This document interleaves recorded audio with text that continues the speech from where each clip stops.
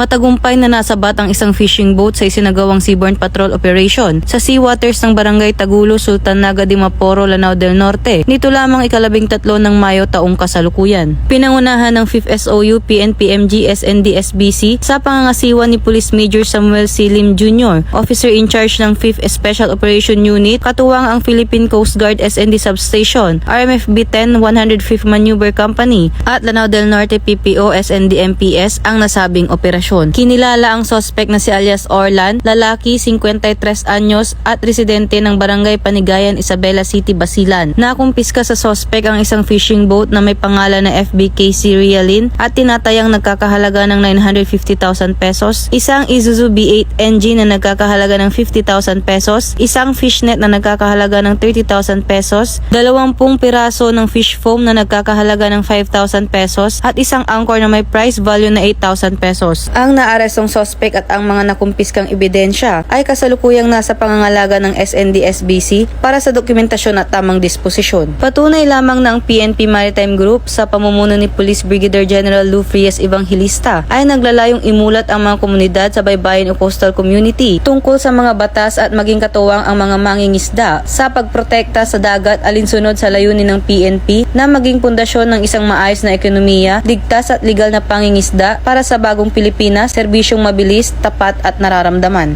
Mula dito sa 5th SOU Maritime Group, Sarangani Province, ako ang inyong PNN correspondent, Patrolwoman Luis Mariconde, alagad ng batas, taga-taguyod ng Balitang Pulis.